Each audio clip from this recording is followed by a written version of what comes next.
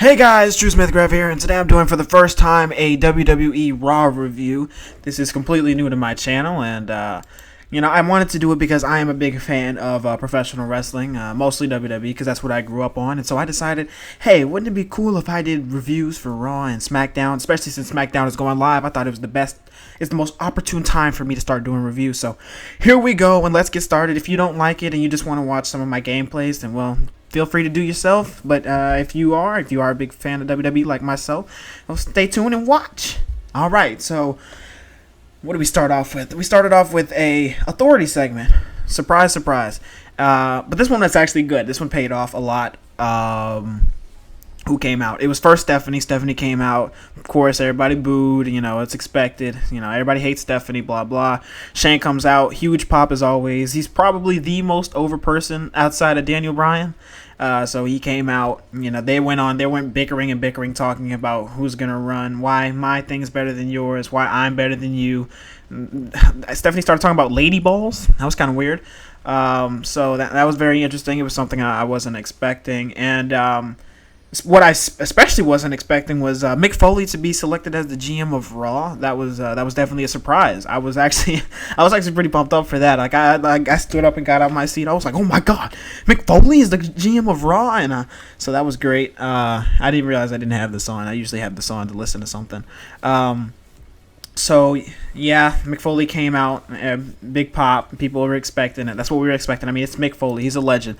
And then Daniel Bryan came out.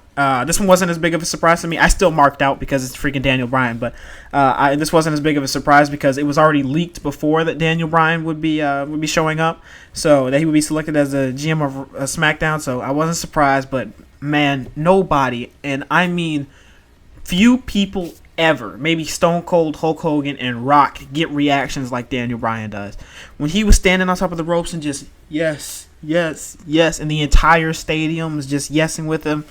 Man, you can't buy that type of pops, those types of pops, and like that way of being over. Daniel Bryan was just taken from us too early. He could have been so much, man. He really could have. So that went on for a little while, and Stephanie and Shane McMahon went at it, and so that was a little bit of fun. Then we moved on to the Fatal 4-Way. It was Sami Zayn, Cesaro, Kevin Owens, and Chris Jericho. Some of the 4 best workers in the WWE. So you're gonna get a good match. It was a decent match. I'd probably say like a B- match. It wasn't great. I mean, we all know what these guys are capable of, so it's not like we were expecting them to go all out. It's a TV match. It was kind of forgettable. I barely remember what happened. I can't even remember how it ended. Was it a roll up? I feel like it was a roll up. So yeah, that ended. I believe that who won? Okay, Cesaro and Sami Zayn won. Okay, that's good. I'm checking my notes here. I came on here like right afterwards, so that was doing it. And so Zayn won after he distracted the ref. So that was cool. Oh, and Owens posing after punching Sami Zayn in the face. That was the most hilarious thing I've ever seen, man. Hits him in the face and then just does the selfie thing right after that. Kevin Owens is freaking Jesus as far as I'm concerned. Next was Alberto Del Rio versus Darren Young. Me. Wow. Poor Alberto, man. This guy goes from being like the top star in Lucha Underground to coming back to WWE and losing to Darren Young. I'm not the biggest fan of Darren Young. I think he was the wrong person to win last week. I would have preferred Apollo Crews or Baron Corbin, but neither of those two have. And maybe I just want to see some of these NXT guys come up and win some championships. We haven't had one in a while. Darren Young beat Alberto Del Rio. I can't read this and not laugh, but that's mind-boggling to me. What's with all these tag matches, man? Okay, so I think next was the New Day. John Cena came out first. John Cena's talking about whatever the heck John Cena's talking about. He comes out to the John Cena sucks. It is the most hilarious thing. That's the best chant maybe ever in the history of WWE. Enzo and Cass come out. Their pops are always great. Enzo is my favorite. Is making my way up to my favorite superstar. He's so over, man. The way he comes out and he delivers the same thing. My name is Enzo Amore. Everybody just chants along. Big Cass. Sometimes when he talks on the mic, I'm like, why don't you give that mic back to Enzo? Because you can't really talk. I mean, but Vince McMahon is just Big Cass. So we all know what's coming. So they come out, and Enzo is hilarious as usual, talking about the soccer mom haircut for AJ Styles and just the sacrifice that I'm sorry, it was hilarious that Luke Gallows made for being ugly, but it helps other people look more beautiful. That was hilarious. Then the New Day come out, Big Pop also. I'm sorry, Club come out, which was weird because it went silent for the Club, and I'm not used to seeing that from AJ Styles. Usually when AJ Styles comes out, like, it's a big pop. But that didn't happen, so that was kind of weird. And maybe it's the Club. I feel like the Club's kind of holding them down in a way. Not that they're bad. I mean, when they were in New Japan, they were freaking phenomenal. No pun intended. But they were just, I don't know. Right now, he's kind of just like floating along. He needs to do something like beat John Cena clean. No BS. No Club. Just square in the middle of the ring. 1, 2, 3. Styles clash. Done. Phenomenal forearm, whichever one you want to use. I don't care. Either one of those work. So yeah, they come out. Then New Day comes out. Big Pop as usual. Xavier is getting a little bit of fur on him. So I guess they're good now from the Wyatt family. He doesn't look as scared anymore. Then the Wyatt family comes out. Dong dong dong dong dong. You guys know how it goes.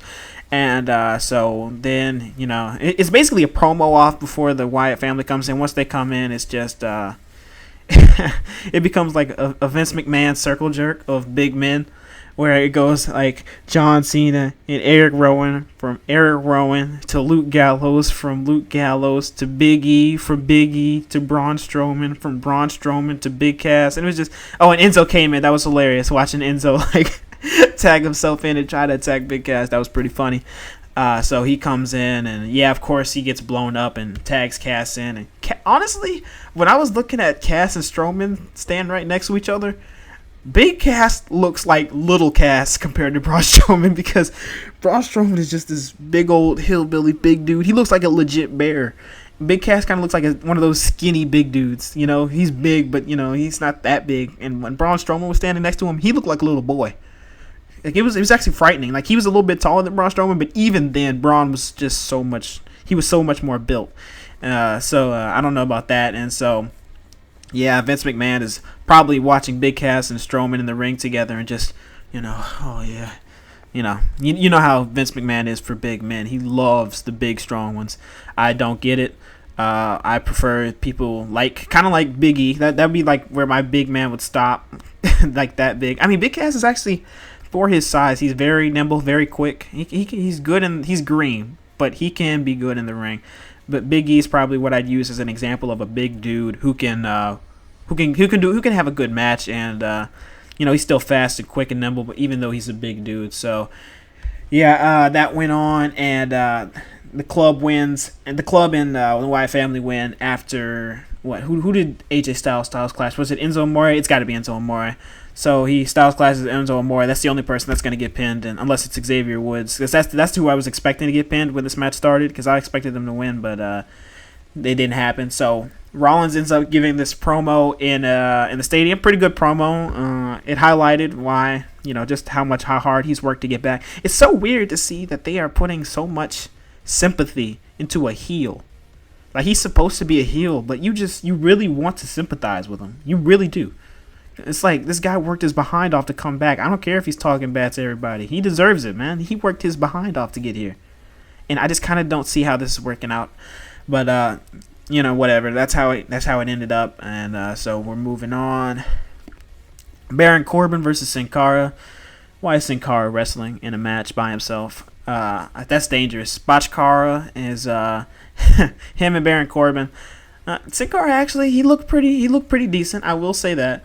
Baron Corbin is, I don't know what about Baron Corbin. He's starting to bore me, but he's got the greatest finisher in WWE, period. That end of days where that was a move that I legit made when I was a kid. Like, that was a move I had in like WWE 2K, like 2008.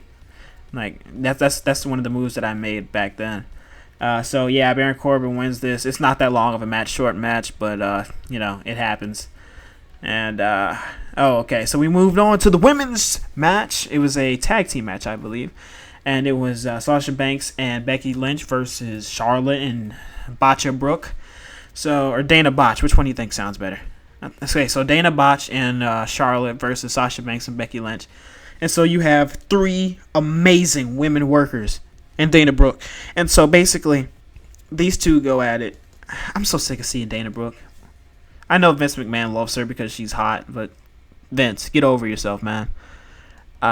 So I think they win by DQ, Banks and Lynch, because of Natalya coming in.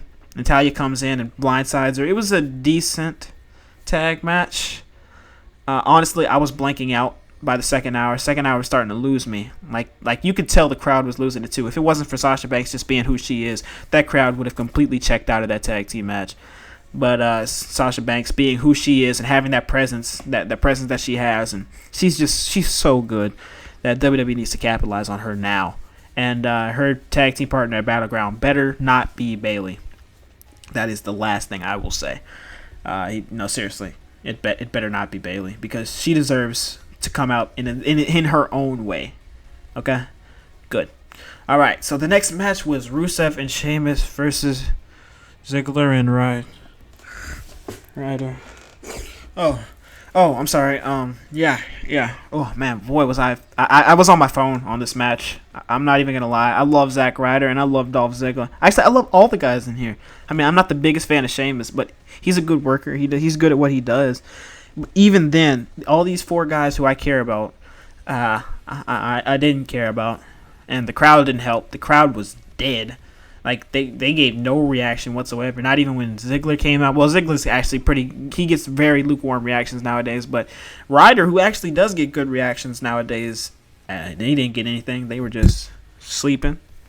Like, the whole match, I think everybody just pulled out a pillow or went to the bathroom or just decided it was a good time for concession snacks. So, I think the winner of this match was Sheamus and Rusev, because Zack Ryder can't win a TV match to save his life without help from the Big Show.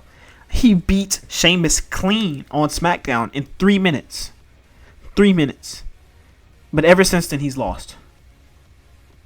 Why? Zack Ryder's too talented to be in the position that he's in. So I feel bad. I really do feel bad for him. It's a shame that he's gotta be stuck in there. So we had some great backstage segments with Danny Bryan. Danny Bryan made the Golden Truth look good, and I can't stand the Golden Truth. Mick Foley and Danny Bryan had a pretty good exchange. I was tense. It was pretty tense. I was looking at them. I was like, oh man. Even Shane McMahon and Mick Foley. Mick Foley was looking like a heel, which was just weird to me. And I also don't understand how that dynamic's going to work with a Mick Foley, who is going to be forever a face in our eyes, versus with a Stephanie McMahon, who's forever a heel in our eyes. And I don't get it. But, who knows? They might make it work. I don't believe that they will, but we'll see. And this comes to the main event. My 2 favorite superstars, Dean Ambrose and Seth Rollins. Dean had a promo just like Seth's back then. I think it was supposed to be like a throwback to the Shield days. I wasn't really watching WWE back then, so I wasn't completely familiar with the Shield. I mean, I started, when I started rewatching it, I familiarized with myself, and I pretty much watched a lot of stuff since then. And so now I was caught up. But at first I was like, who are these guys and why are they here? And it was bothering me. So, of course, Roman has nothing to do with this match. Roman's still suspended. Who cares? Roman sucks anyway. He doesn't suck, but he sucks in the position that he's in. He needs to be a heel, like pronto, ASAP. Okay, so Dean Ambrose versus Seth Rollins. Crowd started out dead. I mean, they started out with really good dueling chants with let's go Ambrose, let's go Rollins. And they started it off slow and technical, which is what I expect. That's kind of what I want. People don't like it starting slow. That's what I'm like. That's more realistic. You're not gonna start off super fast and give everything that you've got if you're fighting, right?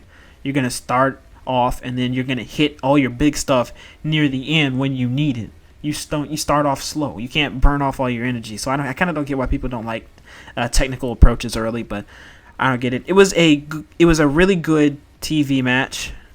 Clearly, we know these guys are capable of much more. I mean, we've seen them do better in FCW. So this was a good match. Crowd was kind of asleep for a lot of it, but they had some great segments. I mean, some great back and forth. and especially when Ambrose did the tope suicida outside to hit Seth Rollins, but Seth Rollins moved out the way. Oh no, I'm sorry. He was doing the reverse lariat, and Seth Rollins caught him, threw him into the barricade, got him up, powerbombed him onto the barricade, threw him in there in the frog splash. I was like, man, Seth Rollins is something special. And Dean Ambrose, the way they were going about it, I want to see these guys fight for the rest of their lives. Seriously, this is a rivalry. Screw Roman Reigns versus Seth Rollins. This is a rivalry that they need to be doing. Roman Reigns. I mean, oh gosh, no. Dean Ambrose and Seth Rollins. They need to be fighting for the rest of their lives. That is definitely apparent. So it was a good match. They went on to it, and in the end, it was a superplex into a dual roll-up, which is what I was expecting they would do. I knew it was going to come to a draw some way. I don't know how they would do it. Because of Smackdown needing a world championship, so I had assumed that they were going to dual pin each other. So they end up rolling each other up. Rollins ends up walking away with the title, and that's where I thought it was over. So I turned off my TV, and I got a notification to see what happens after Raw. So I was like, hey, I'll tune in. I'll see what they're doing after Raw, because I have the WWE Network, so I went to go check it out. And so they came back, and they ruled it a draw. So Dean Ambrose is still your WWE champion going into the draft.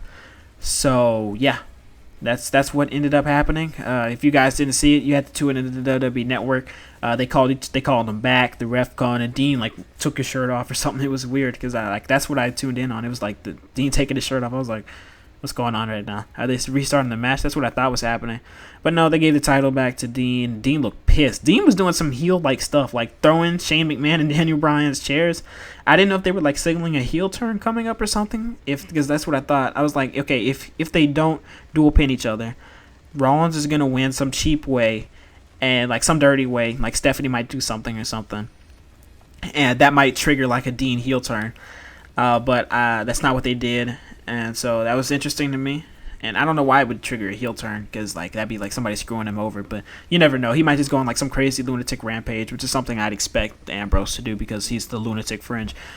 So yeah, went to a draw. So not too many surprises. It wasn't a bad show. I'd probably give the show around a 6.5 out of 10. Maybe a 6.5, maybe a 7. I don't know. It'd be a 6 or a 6.5. All right. I'm trying to decide between which. I'll probably say 6.5. It wasn't terrible, but it wasn't great. It was decent. We know that like I said, we know Dean and Seth can give better matches. They've done it before. They did it more in developmental. If you've seen their Iron Man match. But, they can deliver. It's definitely going to be interesting to see how this plays in tomorrow, and I will have a review for Smackdown tomorrow. And, yeah, that'll be about it. So I'd say 6.5 out of 10. That's not bad. That's not bad, especially considering some of the Raws we've gotten this last year. Oh, my goodness. Yeah, so that, saying that's not one of the better Raws isn't saying much, but it was still a decent match. What am I trying to say? Raw. For especially for what we've been getting the past couple of years. So that's about it, guys. Dean, Seth, AJ, Roman, all these people could be going different places. I highly doubt Dean, Roman, and Seth are going different brands unless it's Ambrose going to SmackDown and Seth and Roman staying at Raw, which I would hate. But that's not happening yet. We might see it. We don't know. Dean is still the champion for now, so he might be the number one pick for tomorrow. It might be Seth because Stephanie has the number one pick, and she loves Seth Rollins, if you didn't see from earlier. So I'd like to thank you guys so much for watching. Leave a like and a comment, of course. Make sure to do the drop kick, that subscribe button. Make sure to follow me on Instagram, like my pictures. Make sure to follow me like a stalker on Twitter, but don't actually stalk me. Check out my Twitch, twitch.tv/TrueSmithCraft. I try to live stream as much as possible. Or you can watch my live streams on YouTube. I try to do them as much as possible as well. I try to do them every now and then on YouTube. I kind of prefer them on Twitch, but YouTube is not too bad itself. It kind of screws with my internet, though. So I'd like to thank you guys for watching. Leave a like and a comment, of course, and I will see you guys later. Peace.